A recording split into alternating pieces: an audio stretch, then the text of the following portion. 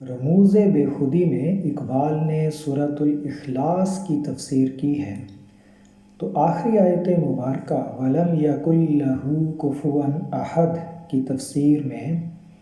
اقبال نے یہ نقطہ بیان کیا ہے کہ جیسے یہ آیت مبارکہ یہ بیان کرتی ہے کہ خدا کا کوئی ہمسر نہیں ہے، کوئی اس کے مثل نہیں ہے، کوئی اس کے برابر کا نہیں ہے، لیس کمثلہ شیء اس کی شان ہے، تو اسی طرح یہ آیت مبارکہ یہ تقاضا بھی کرتی ہے کہ مسلمان قوم بھی تمام اقوام عالم میں بے مثل ہے، کوئی اور قوم مسلمان قوم کے برابر کی نہیں ہو سکتی۔ تو اقبال نے اس مضمون کی وضاحت یوں کی ہے کہ وہ کہتے ہیں کہ مسلمان قوم کا فرد اس پھول کی مانند ہے جو پہاڑ کی چوٹی پر اگا ہو، تو پہاڑ کی چوٹی پر اگنے والا پھول باقی تمام پھولوں سے بلند فطرت ہوتا ہے اور یہ بلند و برتر ہوتا ہے۔ اسی طرح مسلمان قوم کا فرد جو مسلمانوں کے گھر میں پیدا ہوا اس پر خدا کی عنایتیں ہوتی ہیں، اسی لیے تو وہ ایک مسلمان گھرانے میں پیدا ہوا، تو وہ پہاڑ پر اگنے والے پھول کی مانند باقی تمام لوگوں سے بلند فطرت ہوتا ہے، بلند و برتر ہوتا ہے، بے مثال ہوتا ہے۔ تو اسی طرح اس کا جیسے وہ پھول باقی تمام پھولوں سے منفرد اور بلند و بالا ہوتا ہے، اسی طرح مسلمان قوم کا فرد دیگر اقوام عالم سے بالکل الگ، منفرد، ممتاز اور بلند و برتر ہوتا ہے۔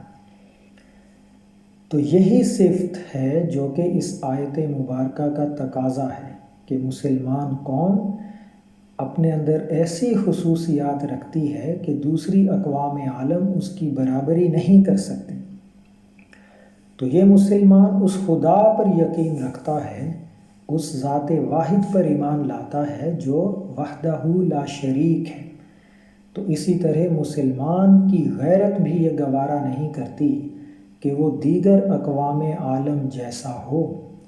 تو مسلمان اقوام بھی انہیں بھی ایسی صفات اپنے اندر پیدا نہیں کرنی چاہیے جو دیگر اقوام عالم کے اندر موجود ہوں، بلکہ ان کے اندر وہ بلند و بالا صفات ہونی چاہیے جن کا منبع و ماخذ وحی الہی ہے، جو کہ اسلامی تعلیمات میں بیان کی گئی ہیں۔ اقبال کہتے ہیں کہ مومن ہر بلند سے بلند تر ہے، اس کی غیرت یہ برداشت نہیں کرتی کہ دیگر اقوام عالم اس کی ہمسری کر سکیں، اس کی برابری کر سکیں۔ ایسا اس لیے ہے کہ مسلمان وہ ہے کہ لا تحزنوا کا خرقہ اس کے پاس ہے، لا تحزنوا کا لباس پہنے ہوئے ہے، اور مسلمان وَأَنْتُمُ الْأَعْلَوْنَ کا تاج اپنے سر پہ سجائے ہوئے ہے۔ اس شعر میں دراصل قرآن مجید کی سورہ آل عمران کی ایک آیت کی طرف اشارہ ہے کہ جس میں اللہ رب العزت مومنین سے مخاطب ہو کر فرماتا ہے وَلَا تَهِنُوا وَلَا تَحْزَنُوا وَأَنْتُمُ الْأَعْلَوْنَ إِن كُنتُم مُؤْمِنِينَ کہ اے مومنو نہ تو تم ہمت ہارو اور نہ ہی غم کرو، تم ہی غالب رہو گے اگر تم مومن ہو، اگر تم سچے ایمان والے ہو تو کفار پر تمہارا ہی غلبہ رہے گا۔ تو مسلمان آج بھی باطل کے لیے تلوار ہے، اور آج بھی حق کے سامنے وہ سپر یا ڈھال بن کر ڈٹ جاتا ہے، اور باطل قوت حق کا بال بیکا نہیں کر سکتی۔ تو اقبال کہتے ہیں کہ بندہ مومن کا کسی کام کو کرنا یا نہ کرنا خیر و شر کا معیار طے کرتا ہے، اور بندہ مومن کے اندر ایسی صفات ہوتی ہیں جو دیگر اقوام عالم میں نہیں پائی جا سکتی،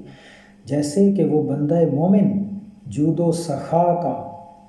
اور عدل و انصاف کا اور صداقت کا، عفو و درگزر کا اور احسان و ایثار کا مرقع ہوتا ہے۔ ان عظیم صفات کا مجموعہ ہوتا ہے، یہاں تک کہ اگر وہ کسی پر قہر بھی کرے، اگر جلال کا مظاہرہ بھی کرے تو اس میں بھی لطف و کرم کی جھلک ہوتی ہے، مہر و وفا کا پہلو ہوتا ہے۔ اور بندہ مومن کی صفات میں یہ ہے کہ وہ گلستان میں بلبلوں کا ہم نوا ہوتا ہے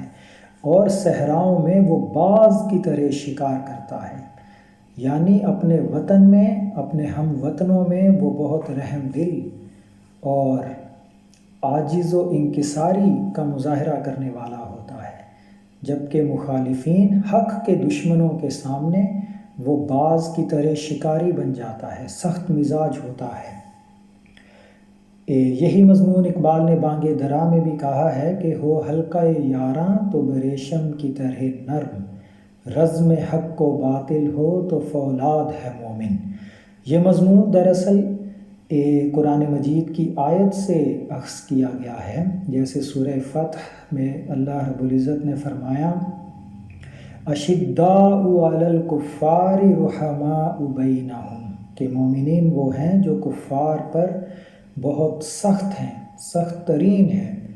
اور آپس میں وہ بہت ہی رحم دل ہیں۔ تو اقبال کہتے ہیں کہ مومن، حقیقی مومن اس مادی دنیا میں آرام و آسائش اور عیش و سکون کی تلاش میں نہیں ہوتا، وہ جانتا ہے کہ اس کا اصل گھر کہیں اور ہے۔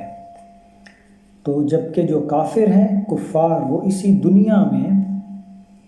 عیش و سکون کی انتہا چاہتے ہیں، کیونکہ وہ اس فانی دنیا کو